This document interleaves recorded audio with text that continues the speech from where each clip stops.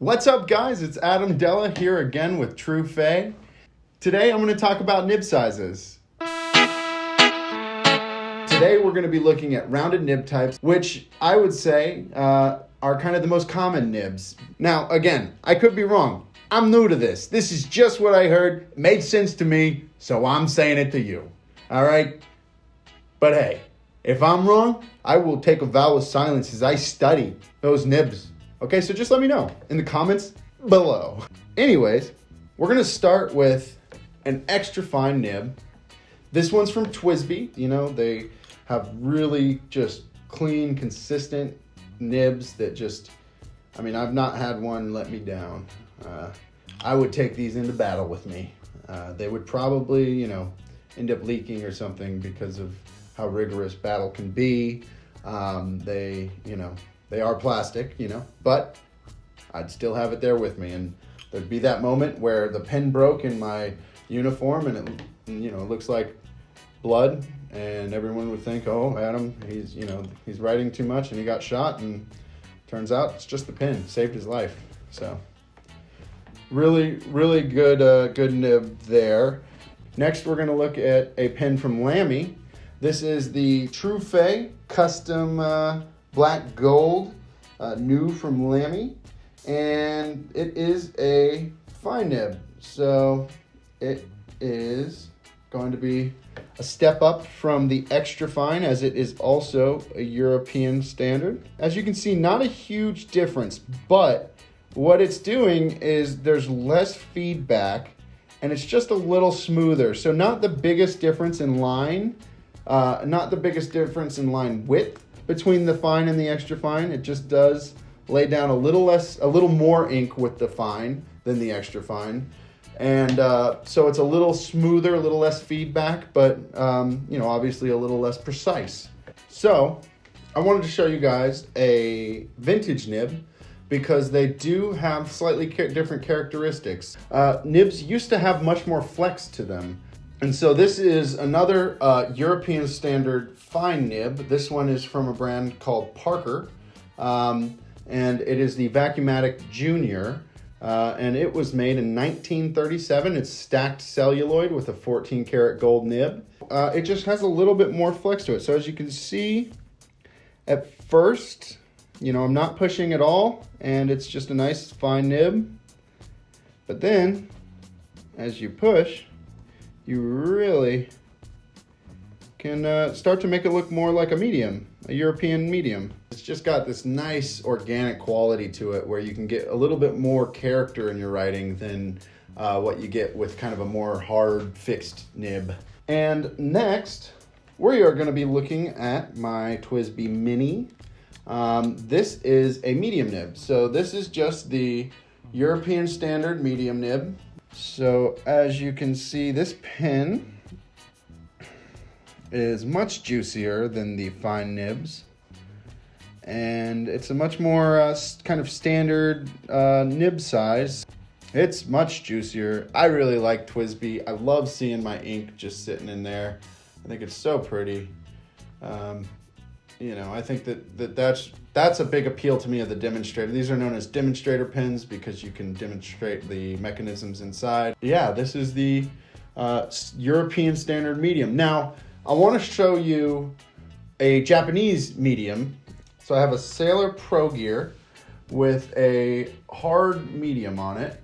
So this is also a medium, but as you'll see, it is much thinner than a European medium because Japanese standard is, a smaller measurement than the European.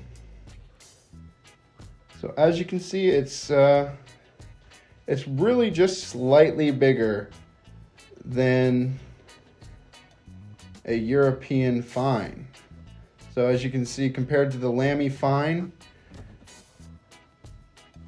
that is not a crazy big difference. It's very slightly thicker. So I think it's maybe 0.1 millimeters thicker than the European standard.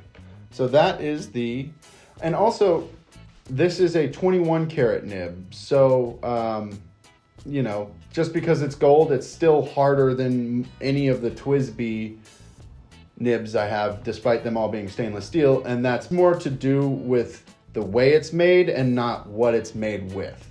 Because it just ain't true, okay? I love gold. Don't get me wrong. I got more gold nibs than I got stainless steel nibs. But I don't get them because I'm thinking it makes a difference in the writing, really. Other than I feel bougie writing with a gold nib. And what can I say? I enjoy feeling bougie. Sue me. And next we will move to the broad. So we have, to continue the Twisby train, we have my Twisby in a broad nib here. And we got a nice little kind of lavender color in there from Sailor. This is a European broad. And as you can see, it is much juicier, much juicier than the medium. And what's fun about broads is they just lay more ink than any other. You know, obviously a fine lays more ink than an extra fine. A medium lays more ink than a fine. And a broad, obviously, lays more ink than a medium. And what that means is that these are much more fun for testing out your new inks. You know, there's many different reasons to use a broad nib, but one of my favorites really is just really getting to see the characteristics of your ink. We're gonna do another gold nib. This one is from Platinum. So as you can see here, it is a very pretty demonstrator pen. This definitely writes much more similarly to the European medium, which I like. I mean, I really like the subtle differences you get between European and Japanese, and really between pen companies in general. Another type of broad nib, which is the Phoneider Arco broad, and it's a quill nib, which means it is flexy. You can see it's got these little cutouts on the side, and it's called a quill nib because it kind of, you know, it's designed with a quill in mind, which is kind of, I like, because it also has the, you know, the quill clip on these Phoneiders, which is neat, very neat. So as you see with this one, it flexes and it dumps ink. So it is much thicker. We will look at one more fun little variation, and that is on my M1000. So this is from Pelican, and I just wanted to show you this one because it's very interesting. It's, you know, it is a medium nib. However, when you use it, it's thicker than anything. You know, I mean, it's a thickum.